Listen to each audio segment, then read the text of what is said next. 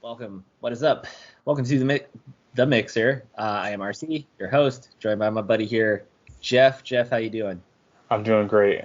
How about you? So it is Wednesday, July 15th, and the Padres are still at 500. It's the longest time in a while. Almost as long as I've been waiting to tell that joke. I've been sitting on that one for a while. I keep forgetting to make it, but we're getting to the point where baseball's supposed to start next week, so probably won't be able to say that for much longer. Hope everybody out there is doing great. The support to this little project we're working on has been awesome. Don't forget, we are on iTunes, Spotify, Google Podcasts, apparently. I'm finding out that, all few of our listeners have different devices, and I feel like we have like a group of 2 or 3 on each platform. So yeah. But I mean, we're out there in the world. So yeah. We're also on YouTube, all the social channels, well, the major ones, Twitter, Instagram, and Facebook. It's at FC Wine Mixer. So gonna mix it up a little bit on the start. Jeff, did you see that the simulation is again trying to lure me in? And if you're new to us, this is kind of an ongoing joke that, well, maybe it's a joke, but I may or may not believe that everybody around us is computer generated. And lately there's been some weird stuff going on. What's going on in your life, Rob? Okay, so I've been monitoring the coronavirus, the numbers. I check them daily, and usually there's these clickbait ads, right? And at first it was links to masks and sanitizer and, but they looked like scams. They did not look legit. And then like sometime in late April or May, they switched to Trump ads, which I just thought was high comedy, because I'm looking at the cases and the death numbers next to a Trump ad that says Trump is killing it. Right.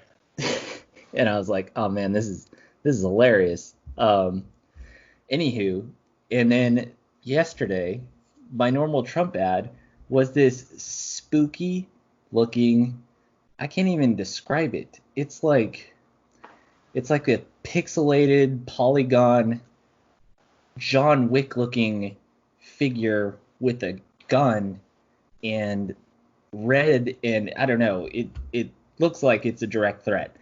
And then it also, the text on it says, buy super hot, get super hot, mind control, delete for free, which does not make sense to me, but I feel like there's some sort of message in this. Did you click on it? No, man, no, I'm terrified. That's fun. You got to go down that rabbit hole. You got to go for it. And then like the next time I refreshed the page, you know what the next ad was? What? A Twilight Zone ad. It says Twilight Zone escape, and it's this white door in this green field with a solid white background, and the door is just slightly cracked open, and you could see like a starry night out into space. And what if that's your way out of the simulation? Man. And then okay, even freakier, I come out of my work office, and my little daughter, she has this little xylophone, and it has it has like these holes for balls, and she could like poke them through, and it falls on the xylophone and makes noise. She goes apeshit. So there's 3 balls, right? There's a green one, a red one, and a blue one. I come out, she's holding them like this, red and blue. Dang. I'm not even kidding, dude. They're getting you, bro. It was so freaky. It was so freaky. I'm telling you should have gone down that rabbit hole and clicked on the ad. Oh, man. You got to follow those when you get the chance. This is starting to get too real.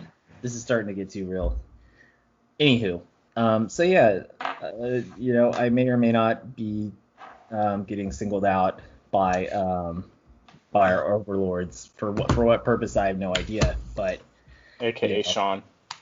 Yeah, if you notice, all of a sudden, like my logo has changed. Like instead of third place being my thing, like first place being my thing.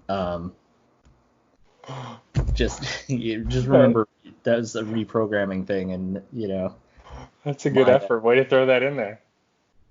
My algorithm has gotten displaced into another reality. Okay. Anyway, I just had to get it off my chest, man. It's been rough. Yeah, it's been a rough few days. Speaking of rough, UFC 251, not exactly the smoothest event. This was the debut event on Fight Island, which I can't remember if we covered. It's actually on the premises of the Abu Dhabi Formula One track. Yeah, we talked about it. We didn't really talk about where Fight Island was, other than it being in, like, the Middle East. Yeah, so it's on the site for the Formula One track in Abu Dhabi, which is probably the most opulent track in the world, maybe one of the most opulent sports facilities in the world. However, it has about as much character as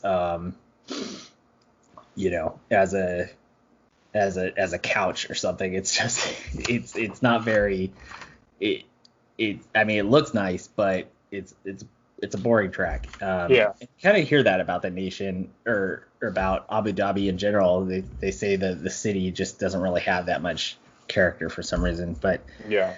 Anywho, that's not really important. So just some background on the event. So they kept to East Coast time. So the fight was going on maybe 3, 4, sometime very, very early morning in Abu Dhabi. So the fighters flew in and tried to stay on, their internal time clock to match the East Coast. Seems challenging to me.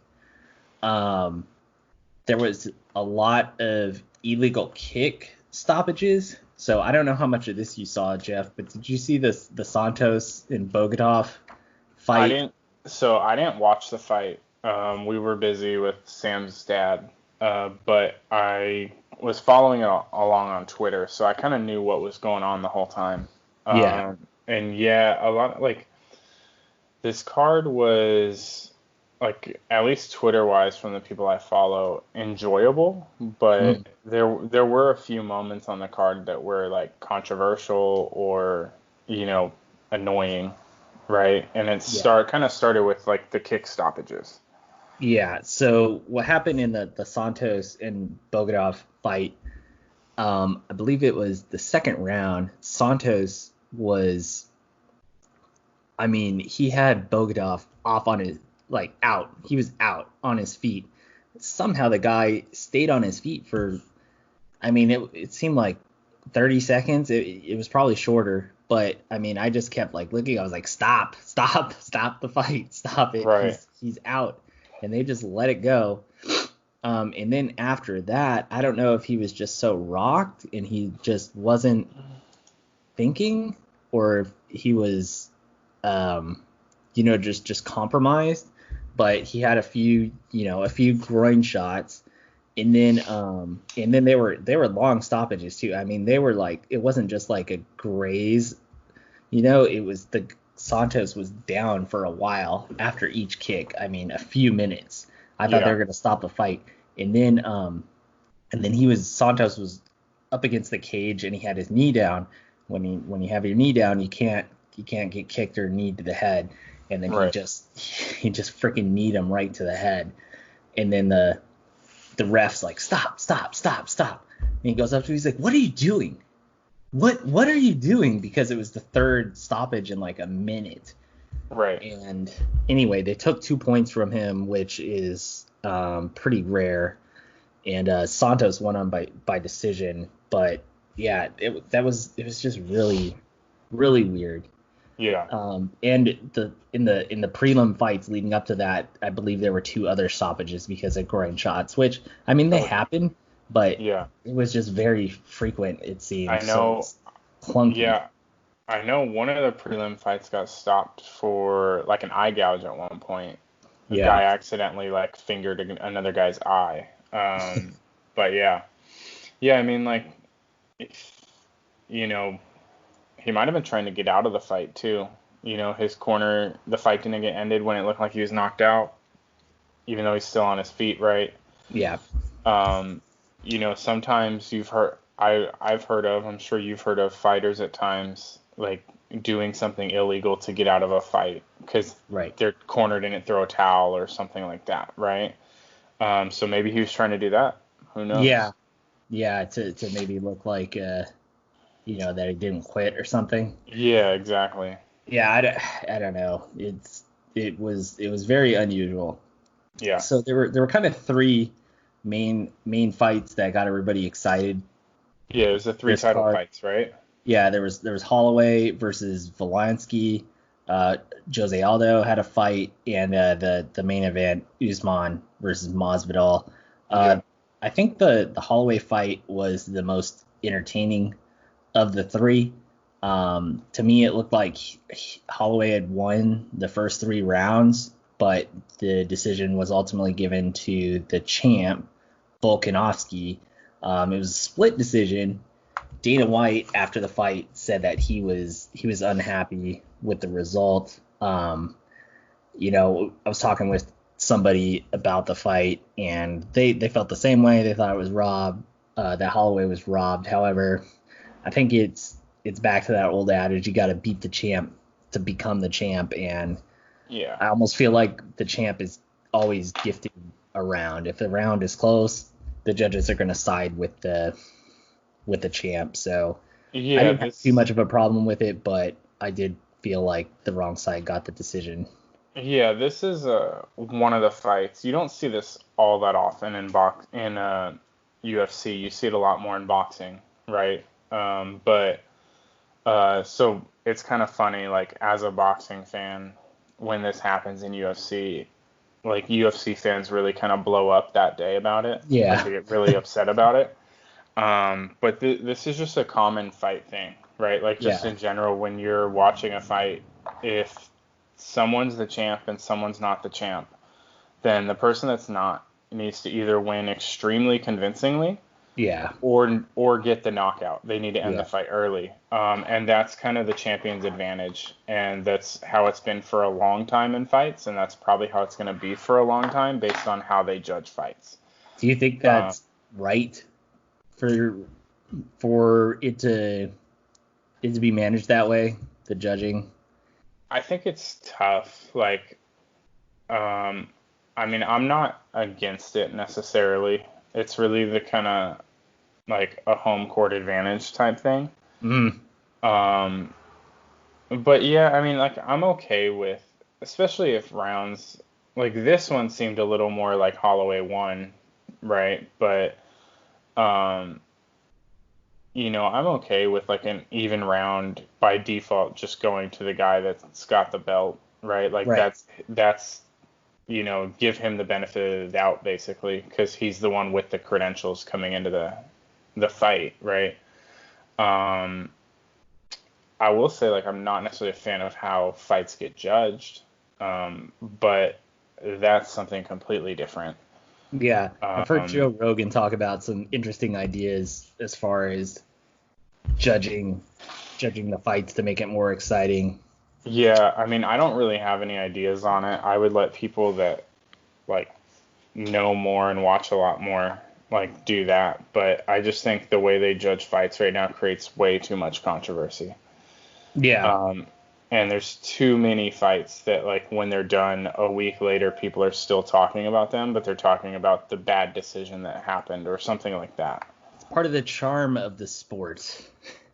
I mean, it kind of is a little bit, but yeah.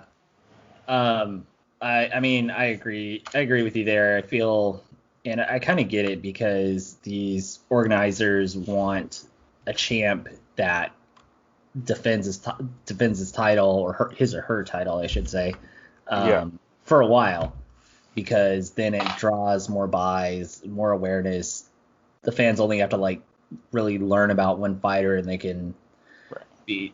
Well, so this is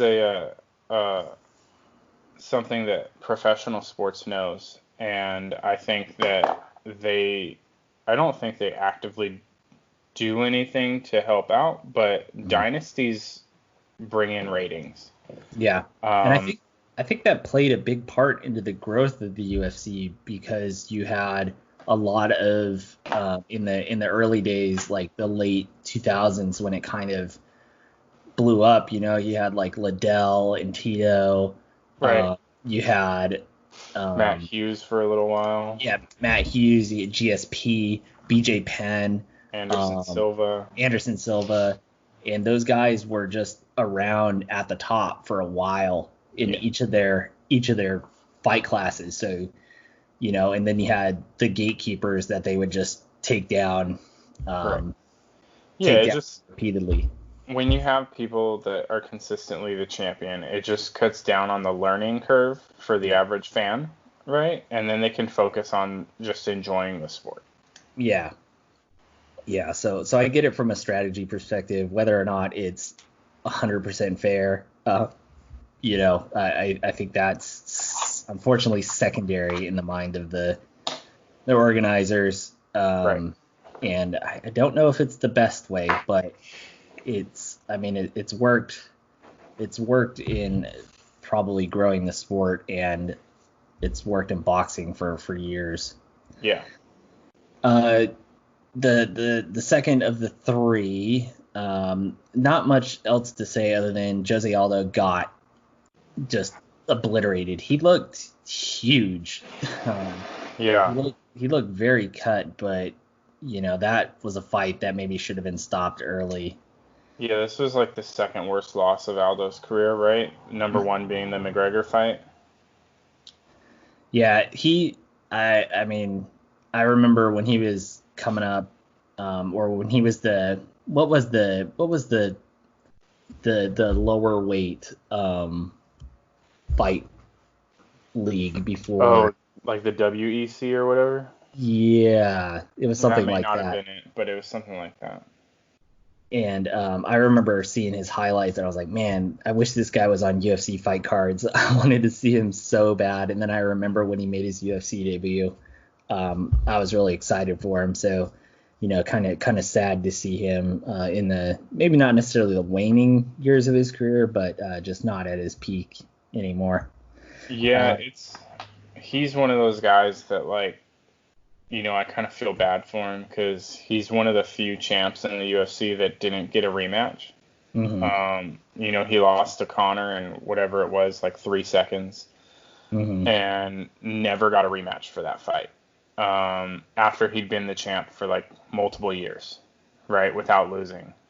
Maybe when Conor comes out of retirement.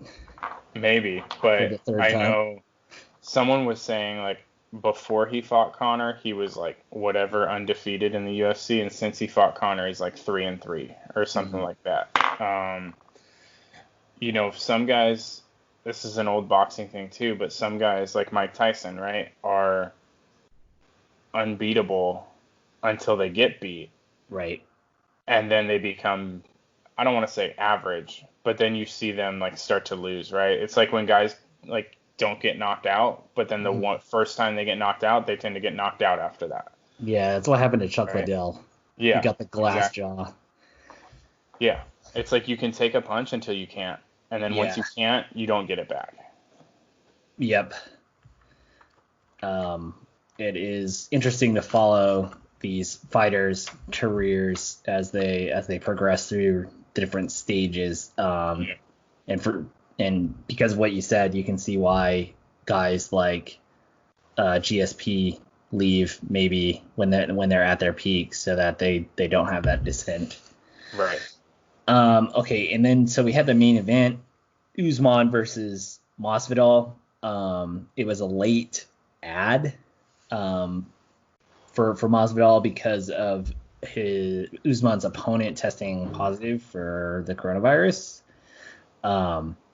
There were a lot of foot stomps. Masvidal kind of just looked like somebody who took a fight on short notice.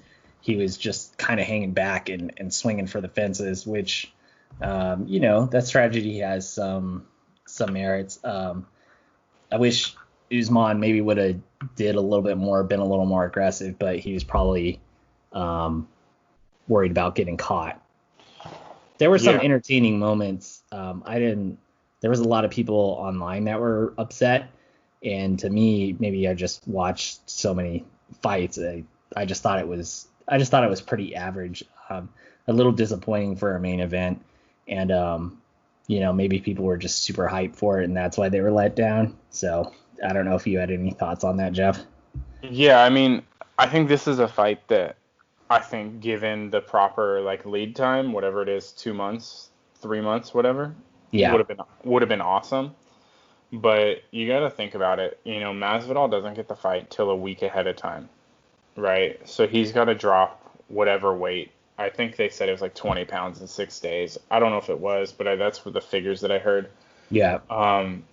And you got to remember too that while Usman was training, he wasn't training for Masvidal. He was training for a completely different fighter.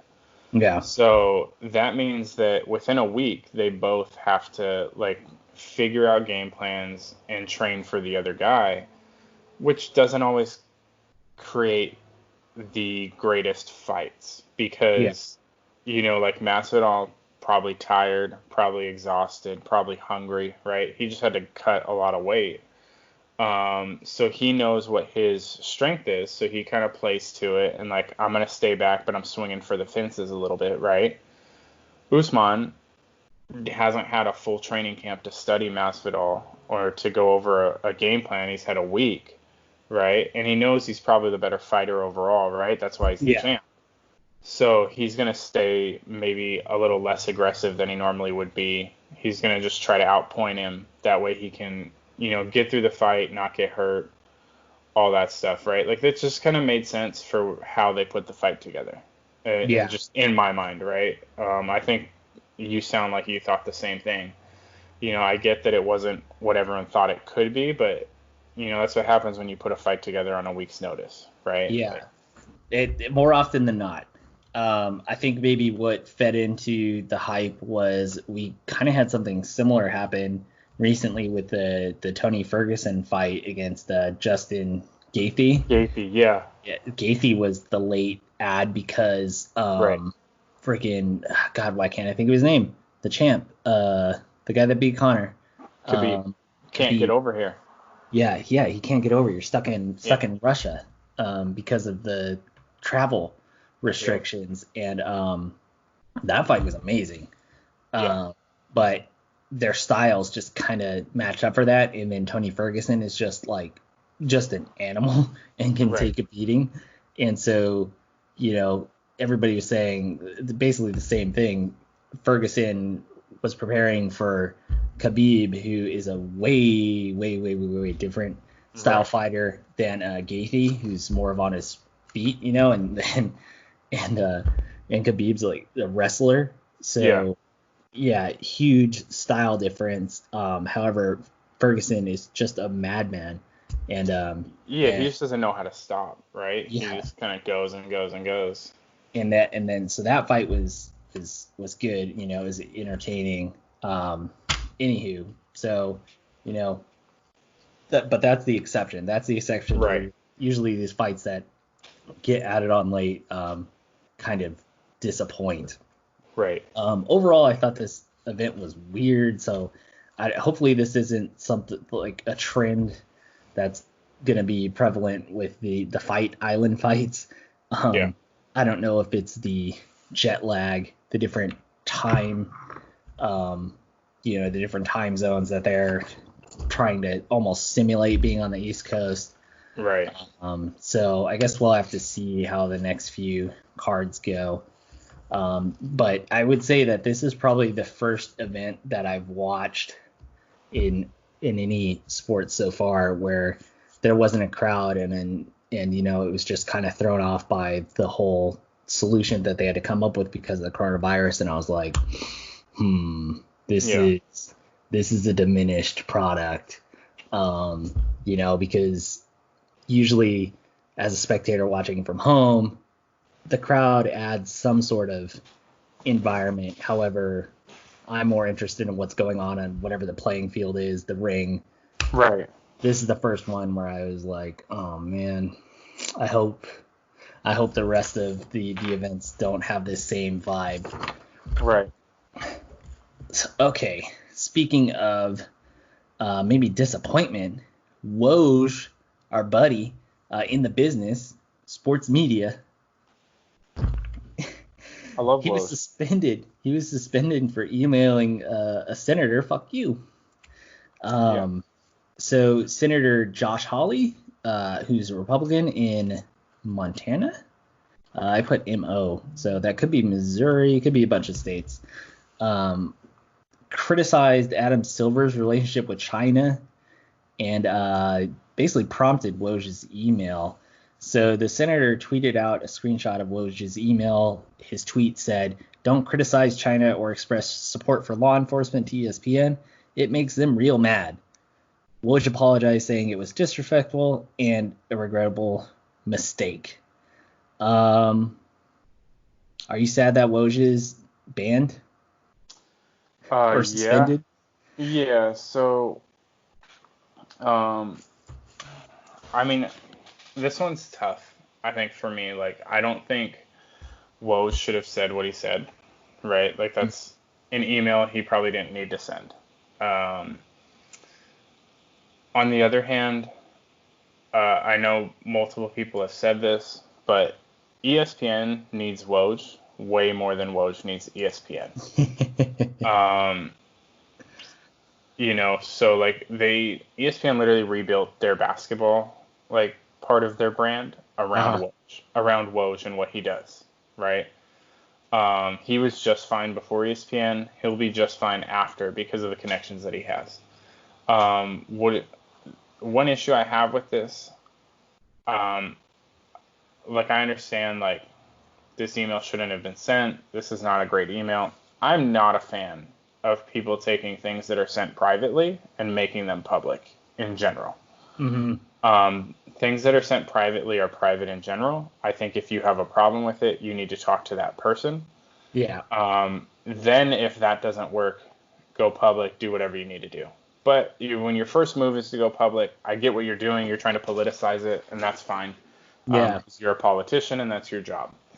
Um, but the other part of this is that in where we're at in our country is the first thing is like the NBA, right? I know it says Adam Silver, right? Mm-hmm. But the NBA's relationship with China is very complicated, right? They have, Enlighten me, because I'm a little lost on it. I know LeBron so said something last year. so from my understanding, there's either a large deal or potentially large deals out there that the NBA is trying to get, right? Which makes sense. If you can sell your product somewhere, go for it, Mm. right? Then the Hong Kong protests started happening, right? And Daryl Morey, the GM of the Rockets, said basically free Hong Kong, right? Mm. And got in trouble for it from the Rockets and all that. Mm-hmm. Because it hurt. Because then China said like, I believe the NBA was going to play a couple like preseason games out there, and then China Mm-hmm. said no, said Yeah. don't come, basically kind of thing. Um, it's tough because some people are probably educated on what's happening over there, and some people aren't. So I hate like the senator tweets out like don't criticize China, right? And like you can do whatever you want, but like that's a business partner of the NBA. When people talk about like, oh, why doesn't LeBron say anything about China, but he's more than happy to stand up for like the Black Lives Matter thing, right? Mm-hmm. Those are completely different things, right? LeBron lives in the United States and is a black man, right? So he grew up, and probably still feels some of the issues that people are talking about when it comes to Black Lives Matter. So he has a much more concrete understanding of that. Right. He doesn't live in China. Right. Like he may not even know what's going on out there, right? Right. Like I don't know if he follows it or anything like that. So why would he need to say something on it? Right? Right. Like that kind of thing. So like it's just kind of like naive from the senator's perspective to say something like that, because it's like, people have a say on things that happen in their country because they live in their country, right? They go through it. Something that happens in another country, someone might have an opinion on it. Like Daryl Morey might have been following it. He might have known what was going on, right? So, okay, cool. He shared his opinion. But that doesn't mean everyone in the NBA has to have an opinion on it, right? And it doesn't mean the NBA can't try to protect their business deal, right? Or whatever they have over there, their relationship. The other part of this is like the express support for law enforcement, right? I don't think anyone really has a problem with expressing support for law enforcement. It's when you express support for law enforcement as the first response when someone brings up the Black Lives Matter movement, it really feels like you're putting police lives above everyone, right? Or you're putting, when you say all lives matter, right? Like you're putting, it basically means you want things to stay the same, which is completely against how people feel about that movement. And if that's how you feel, that's how you feel, right? But like, just don't be upset when people get mad about it, because you're saying that to essentially attack what they're bringing to you. So, all around, I don't think ESPN really should have suspended Woj as a personal email, like it was private, like it wasn't anything public until the senator made it public, and the senator only did that because he could politicize it. The other part of this is I think the senator is, like I said, he's politicizing it, and he's taking like issues and trying to spin them a certain way, basically. And I think that's why Woj basically said "fuck you." So that's my take on it. I know that was a little long, probably. No, but it's good stuff. I appreciate you sharing your position. I thought the part of the senator's tweet expressing support for law enforcement, that just I don't know why that had to be thrown in there, really. I mean, I get like current events, but it's just weird, because the original thing that prompted it was about China, and then it just kind of sprinkle that in to boost your perception, I guess, to your voting base, which I mean, I guess is all that politicians do. But it seemed kind of unfair. However, that's politics. And I mean, I'm just more recently getting kind of educated on the situation in Hong Kong. If you are not educated on it, I recommend you do some research of your own, because it is kind of interesting, and especially, you mentioned China's relationship with the NBA, how that plays out. This almost kind of feels like a version of Jordan's statement that Republicans buy sneakers too in the 90s. It's almost like the NBA's like communists buy sneakers too. Right. Feels like their approach. So history repeating itself a little bit. Man, there's just a lot of stuff going on in the world, and it keeps intermingling with sports, and it's interesting times. Stuff like this fascinates me, to see how everything ties together. And I expect more of it in the years to come. So we're probably going to have a lot to talk about as we grow this thing. So speaking of controversy, some more news broke. So about the team in Washington, formerly known as the Redskins, have made it official. They are changing their team name. I've heard some interesting names thrown out there. I heard an interview with somebody on Vox, some reporter in the DC area. He was asked what his wish for the team name would be, and he said the Ocelots, which are river cats that, people like Carol Baskin get. And I was like, come on, like really? I'd be so disappointed if it were something like that. It seems like the Red Tails is the most popular one, and we kind of mentioned in the last podcast. I kind of like it. However, it's it would be to kind of like bring awareness to black servicemen because it was all a black fighter squadron. I don't know too much about the story behind it. However, by all means, it sounds like they were badasses. So it is kind of cool, but it's just like I kind of mentioned, you're trying to right the wrong that you did to one group of people by uplifting another group of people. Right. It just reminds me of when I believe it was the 2010 World Cup. They had Shakira singing Waka Waka Waka in the South African World Cup, and it's like, why is Shakira doing this? Like, I get she's kind of exotic, and like South Africa is maybe kind of this exotic location, but it's Africa, it's a Latin singer, it's just like over and over Waka Waka. Anyway, that's what it reminded me of. That music video may or may not be on repeat on here. The Shakira channel gets lots of likes in this household for a few reasons. So the lead to this story though literally has been buried. I just became aware of this today. However, it sounds like you knew maybe a few weeks ago. But well, I don't know about new, but I heard something like a week or two ago. So apparently there is some expose that the Washington Post is about to release. It should be, I heard it should be today. So if you're listening to this and the news already happened, great. If you're listening to this and it hasn't broke yet, be expecting it or maybe look out for it. And let me read the tweet that I saw. But basically, it's going to be exposing the toxic environment about in the Washington front office or with the organization that's run. So this is from Jason La Canfora, who's a sports reporter.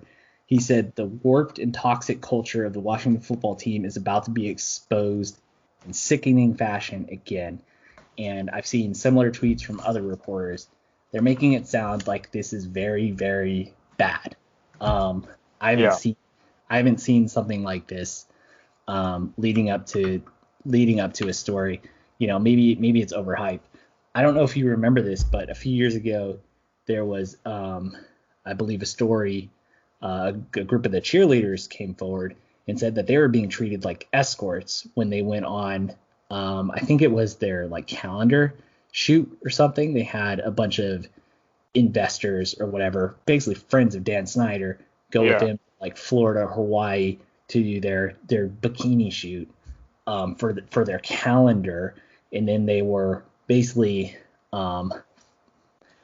forced to accompany the investors at some like dinner event and just in the weekend in general. And I believe I covered it on the kind of series that led up to this. I might have to go back and look through it because I remember being pretty upset when I'd heard about it because the story was not being talked about. It was just kind of casually mentioned, and I'm like, this is terrible. Like, why are people not talking about this more? And this is when, Snyder had already defended the Redskin name for multiple years and has done other questionable things. But, it just seemed like people should be going after this guy. Like, this is like really despicable. Yeah. So maybe their time has finally come. However, it seems like Snyder's people got wind of this story that was being done.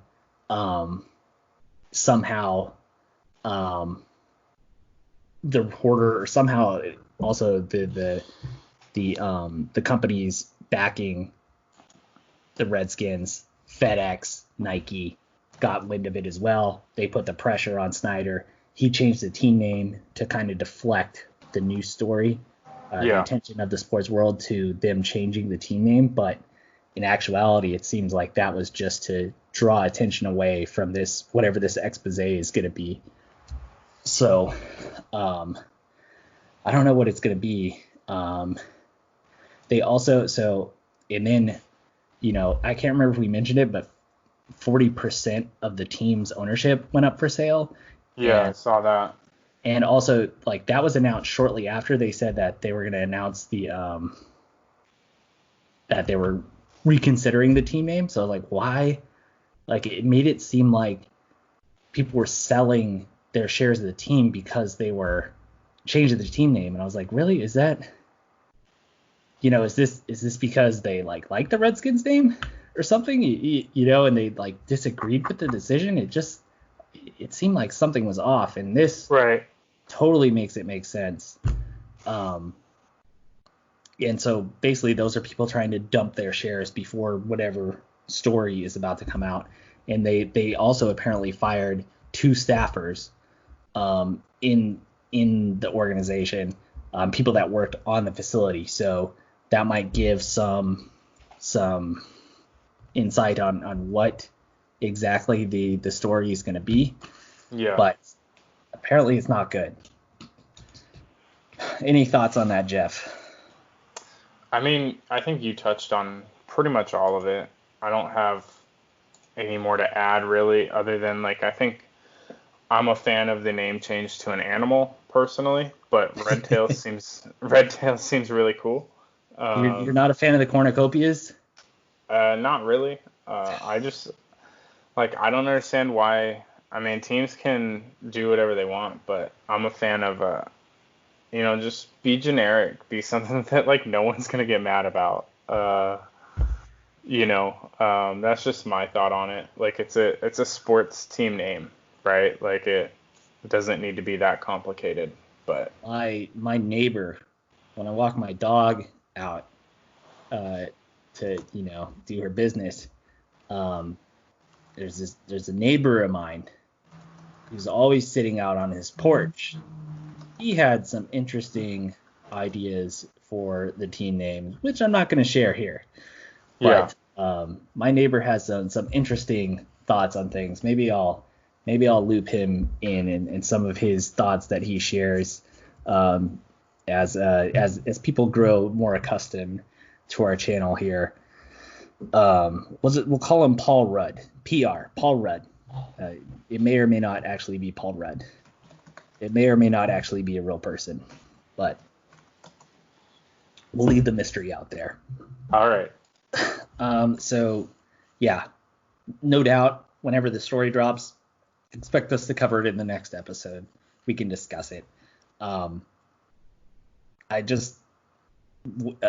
thought on the topic. I know we kind of talked about it last season, what had happened with Robert Kraft and the the massage parlor in Florida. I feel like there's more story there. And I don't know. I hope somebody's diving into that, because it seems like with the NFL, some of this stuff gets swept under the rug pretty fast. Oh yeah. I don't know if, I hope journalists are going out there and really looking into this stuff, because I think it's important. And support good journalism, by the way. If you guys, if you have the opportunity to subscribe to a reputable newspaper or a local newspaper, it's kind of a dying industry. So they are the watchdogs. They are the ones who bring to light stories like this. So it's important as the industry's kind of dying out a little bit. Right. Speaking of dying out, the other big event over the weekend was the Styrian Grand Prix, which I had to look up. I was like, what the frick is the Styrian? I was like, is it because it's Austria, like Austrian? Like, is that some sort of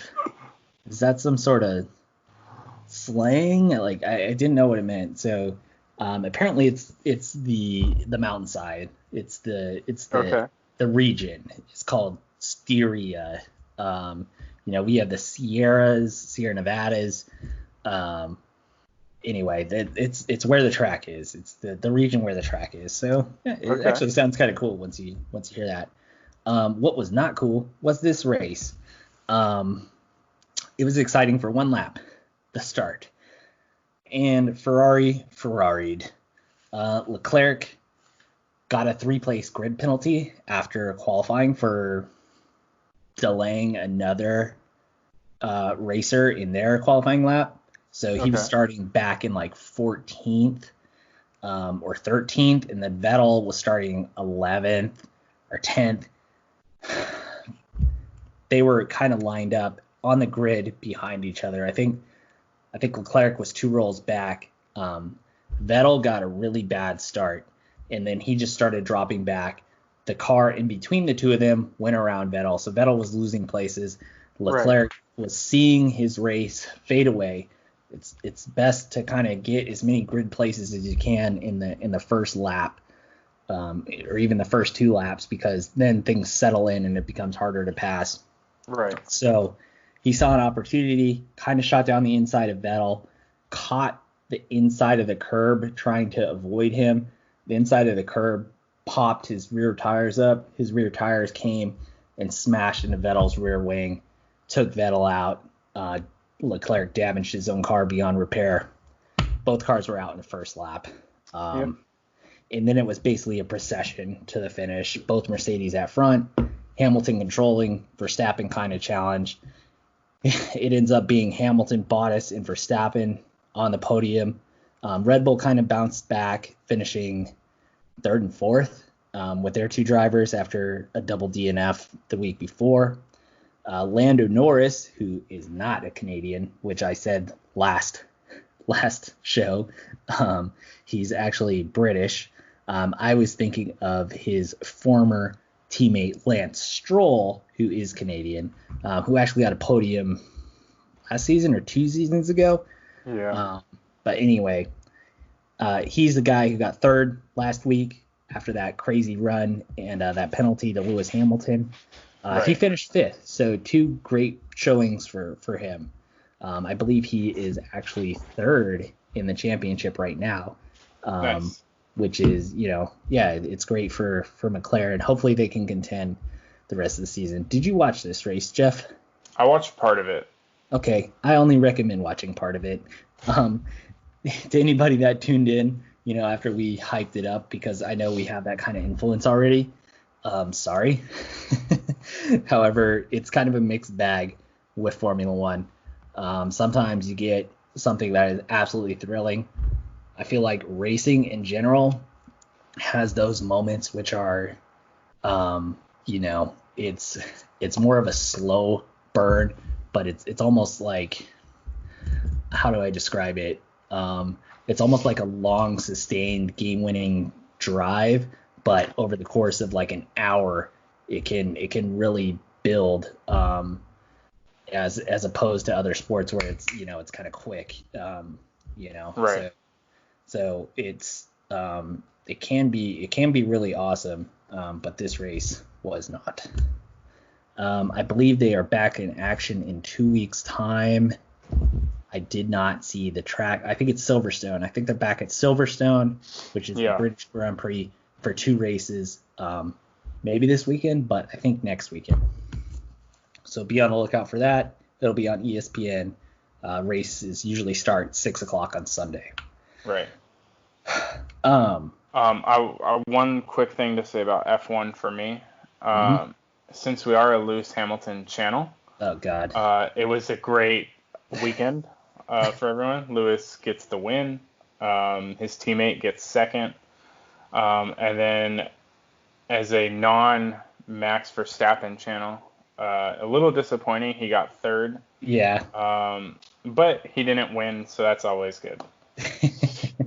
I agree with you there. Hats off to Hamilton. You drove a perfect race. That car looks amazing. The new livery in black is awesome. And then also Lewis, man, he is just styling right now. Every year he's upped his game a little bit.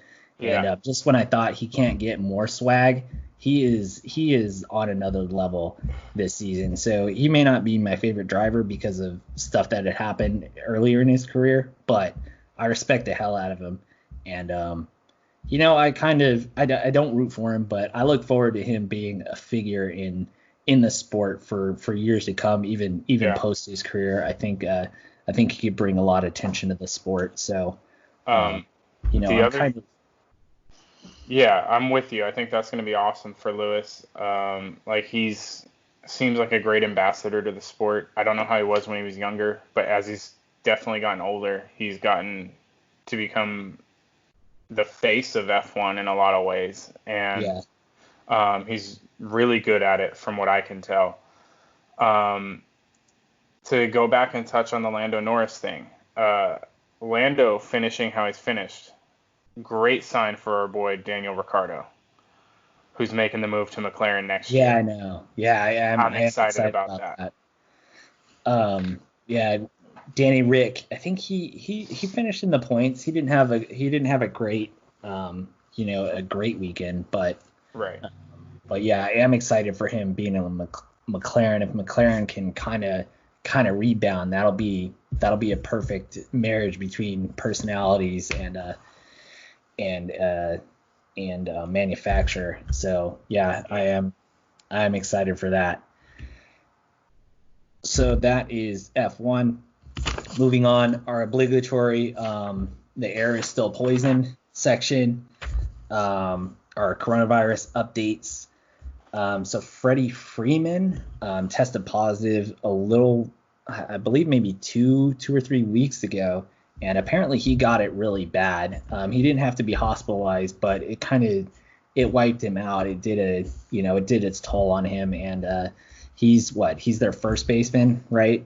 Yeah. And I believe an all-star. So these guys in peak physical condition still are vulnerable. So that's why I wanted to bring up Freddie Freeman. There's a few baseball players who are still not reported to camps, maybe personal reasons. They still have a week to opt out. So I expect there will be more players opting out, especially as the pandemic spreads. Jeff, do you remember a few months ago when we were talking about there being all the games being played at 2 facilities, one in Florida, one in Arizona? Yeah. Now I do remember that. Florida and Arizona. Mm-hmm. Oh man, things. The situation is going to be constantly changing. Russell Westbrook in the NBA has tested positive. Apparently he's feeling fine. No news on when he is planning a report. I don't know. I don't believe he's been cleared yet. So we just talked about the recent Grand Prix in Formula One. So since the Formula One has been back in action, they've done 2 races over 2 weeks. They've completed over 10,000 tests. Yeah. And not a single positive test in Europe for these guys, where the outbreak started. Well, not started, but Italy was hit hard, France was hit hard, and England was hit hard. Those are all the main hubs of Formula One teams. Right. They're out there. There aren't fans, but it's a crowd of people in a garage in a confined space, and they're doing testing, adequate testing. These guys are clearing. So far so good, Formula One, and just most of Europe in general right now. So Adam Silver made a statement last week. He said that, and he's the NBA commissioner. He stated that if there is an outbreak in the bubble, they would have no choice to cancel their season completely. Right. I don't know what his definition of an outbreak is, but just something to keep in mind. If there is a significant exposure, the NBA season, or what's left of it, is going to be in jeopardy. Yeah. So on Sunday, where in Florida, where the state in which the NBA is going to run its remainder of its season. They set a record in the U.S. with 15,000 cases. For comparison, New York had a peak of 11,000 cases in April. California's flirted with 10,000 cases. So the situation is ordinary citizens are waiting 5+ days for test results. We have somebody in our fantasy football league who got tested maybe a week and a half ago. He is still waiting on his test results. He's supposed to get them today. He's feeling better. A little guy. He's kind of like the little brother of the league. I'll admit I was a little worried. I thought about Amazon priming him some Flintstones vitamins as a joke. However, I kind of forgot about it because I was going to ask, for his address and just didn't get around to it. So, just so you know, that joke was kind of left on the table, but here I am saying it. I owe you some Flintstones vitamins, dude. And then my wife, she had to get tested because of just kind of a work requirement. She had a sore throat one day. Yeah. Otherwise, fine. But, she works in an environment with the elderly. It's like kind of like a physical rehab place. And so they're very, very cautious. And she had to wait 3 or 4 days for her test results. So we have these ordinary citizens waiting 5+ days. They're expecting it to be longer. I know in San Diego County, they're not even testing like they were. It's just frontline workers, the people at risk, firemen, policemen, healthcare workers, and the elderly are getting prioritized. And then everybody else, it's kind of like it's just not as readily available. A doctor can order it if they feel appropriate, but they're having to ration the test. But we have all these sports leagues that are contracting with labs, and they're getting multiple tests done a day, and they're getting the results faster. I know this is starting to make national news. I saw it on the NBC nightly news a few days ago. Where am I going with this? Jeff, is it okay for sports to have access to these testing when ordinary citizens are having to wait 5+ days and are being more in danger? Is this, what's your perspective on this? I mean, it's definitely not fair, but This is kind of par for the course in the United States. And for sports in the United States always has access to everything before the average person does, especially medically, right? Because they have the money behind it. They throw their money around to get the stuff, whatever they need, right? And so this doesn't surprise me at all. I'm sure once every, citizen hears this, they will, there will be an uproar about it, right? I know you said that it's starting to be on the nightly news or whatever. I mean, is it fair? No, but this is just kind of like an everyday thing in the United States. Capitalism at its finest. Yeah, pretty much. Which, I mean, the country is built on that philosophy, and it's been successful up to this point. It is, I don't know. I have so many mixed emotions on the whole topic because on the one hand, I love sports, and I think that there is a level of importance to people having this outlet because the country and people are just so stressed out in general right now because of financial problems related, maybe brought on by the pandemic. Plus already there's problems with the distribution and wealth of the country.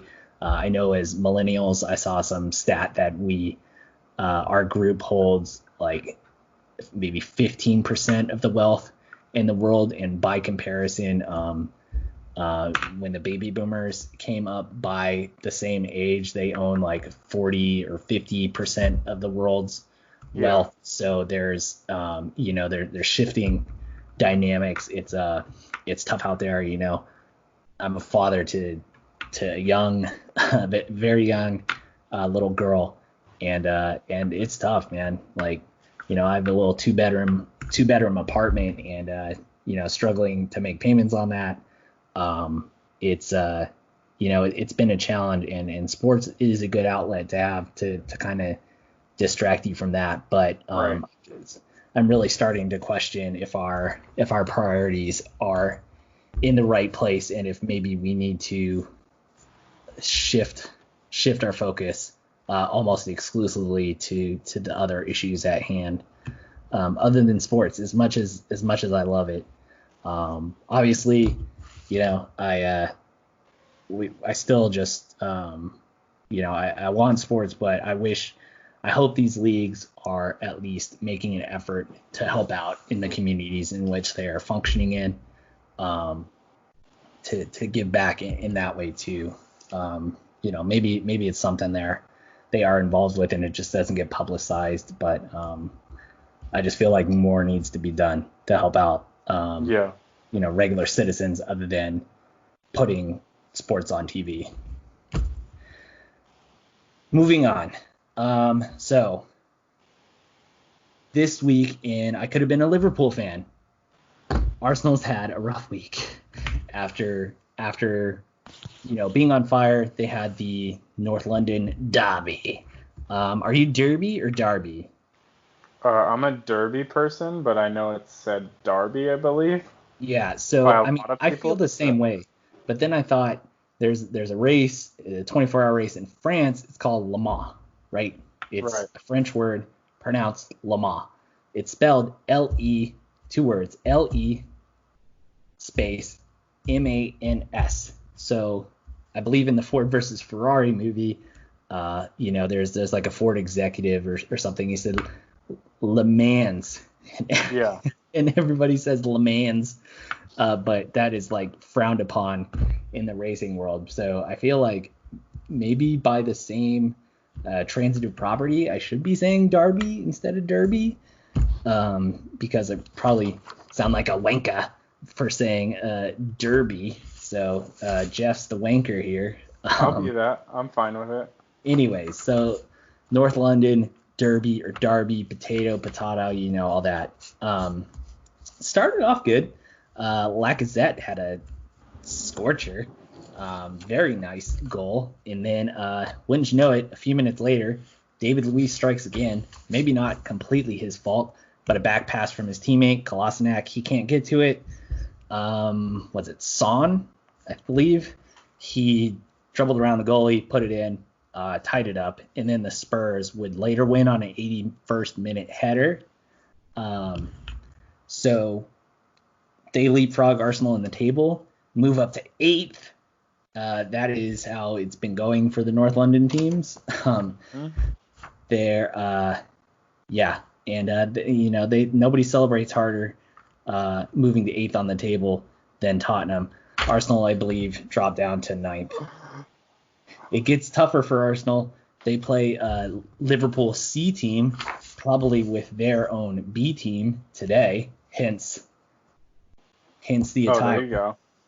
I have a bet, a side bet with my department executive director on the season long, so the home and away side, Champions League rules. So I need Arsenal. They lost 2-1 away. So a 2-0 win at home today would mean that they win the series between. And basically he has to throw up an Arsenal scarf in his office if they win. So fingers crossed. Otherwise I'm gonna be having Liverpool stuff up in mine. Shucks. Man. Shucksy doodles. I have to have a Liverpool falsely representing my fandom here. And the funny thing was, I did tell him early in the season after that first game, I said, well, my hope now is I'm going to be rooting for Liverpool. Hopefully they wrap up the title early, and then Arsenal can be competing for the final Champions League spot. Europa League, I mean. Um, and yeah, and they can sneak in a 2-0 victory at home or something. Yeah. So Arsenal also takes on Manchester City FA Cup semifinal Saturday. That's a big one. On ESPN. Give it a watch. Sounds like an 0-2 week. Yeah, well, fuck. Maybe 0-3. So, in other soccer news, Manchester City won their appeal against UEFA. They remain eligible for the Champions League European competition. It cancels their 2-year ban. So, no extra Champions League spot awarded to the 5th place team. Right. That was still going to be up for debate, but I think many people saw it playing out this way. Yeah, I think this was kind of expected from the start. If I remember right, the appeal or the ruling was kind of obviously it wasn't fake, but it was one of those like, hey, we're going to do this, right? Like, this is your penalty. More symbolic. Yes. And then, but a lot of the like writers, I remember when this first happened, just assumed, I don't want to say assumed, but had a thought that Man City would appeal and win their appeal and wouldn't actually be banned. Yeah.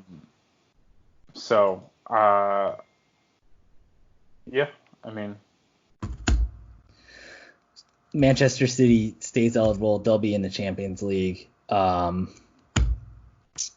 Not much else to say on that. I guess congrats to them. I don't know if this changes anything with the way contracts are given by these big clubs.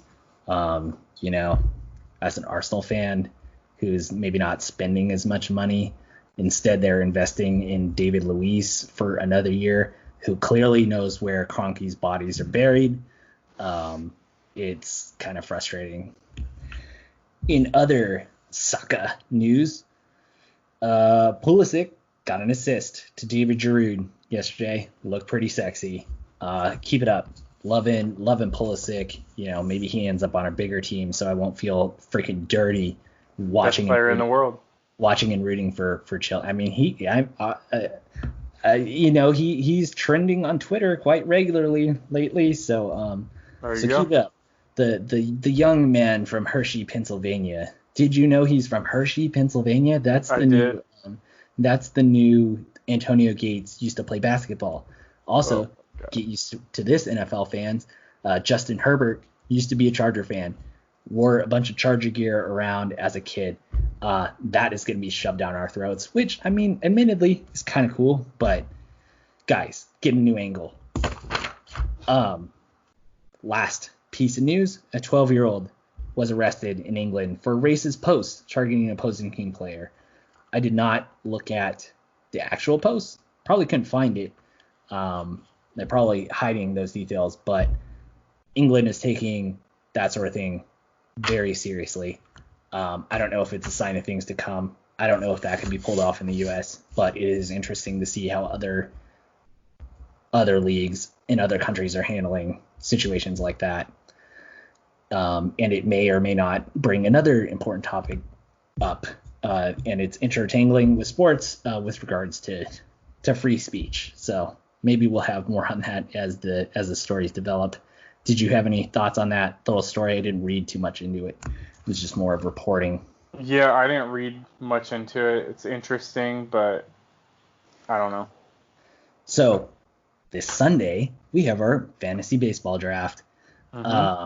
Jeff, do you want to Skype that or I mean, I may or may not be available because it's 7:00 at night, so the baby is still awake. So I don't know how I would pull that off, but if it's something you're interested in, I can run it by the boss lady here.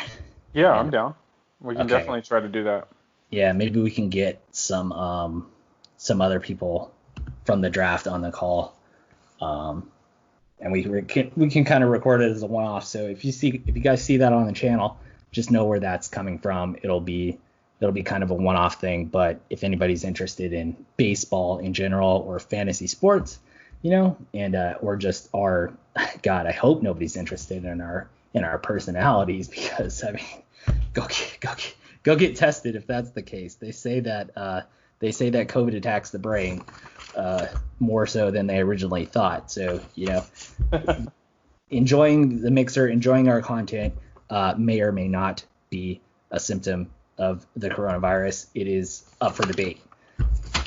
That is it, my man. Anything else you wanna touch on before we get out of here? This long episode. Nothing really. It was nice to get back to our normal episode style. Yeah. But yeah, I mean, not a whole lot going on. Yeah. Might be golfing with Hale next Tuesday. Oh, nice. So Good luck. Good luck. I'm sure that guy has nothing but the best equipment and the lightest of shoes. Maybe he has Arsenal driver covers, whatever those things are called, the little socky deals that the golf condoms. They're called golf condoms, right? pretty much, yeah. Okay. Yeah, just anywho. That is it. Let's get to our jobs that actually pay the bills. But to help us out grow this thing, don't forget, like, subscribe, share, tell your friends. That's how we're gonna grow this thing. People are not gonna find us on the algorithms unless we get some reviews in and we get some subscribers. The initial support has been awesome. Thank you guys. We love you all, and we're out. Yeah. Go Arsenal. See you, Jeff. Take it easy. Have a good day, everybody. Stay healthy. Stay safe. Later. See ya.